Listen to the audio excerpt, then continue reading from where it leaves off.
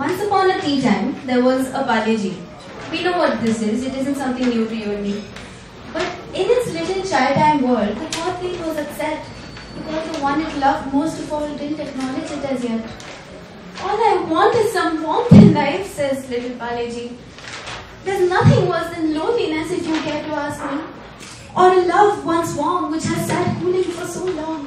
Or a love that's weak and pale and not passionately strong.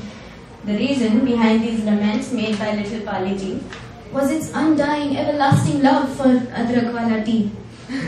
It was the result of a fleeting glance across the kitchen shelf that made the little biscuit forget absolutely all else. Someday they'll remember me and take me down as well, and that's the day the chai will fall under my glucose-fueled spell.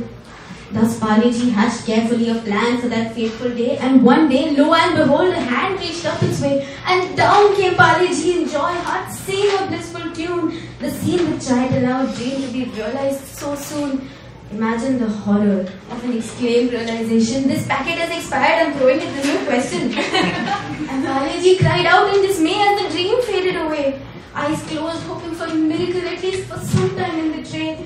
But when Parle-G opened its eyes, it knew without a doubt that this was the dreaded dustbin which soon would be emptied out. Parle-G was heartbroken, deprived of love for sure. It lay morose where it was tossed, incapable of moving anymore. A small voice came from nearby, almost inaudible at first. "I'm so glad I finally found you. I'm so happy I could burst." Parle-G, first terrified of this disembodied voice, eventually calmed down enough to note with some surprise that there was a lump of something very near where it lay. After gathering some energy, "Who are you?" it managed to say. "I'm sorry, I've been rude," came the reply. "I should have said before. My name is Chai. I've seen you on the shelf. You probably don't remember me though." Imagine the joy in Parle-G's heart when it realized it had met its love. After all the prayers that it had sent fervently to the tea party above. "You'll drown in my love, I must warn you, my sweet. There's disaster guaranteed when you and I meet. Your very self will crumble in the flood of my feelings. You must know beforehand with what you are dealing."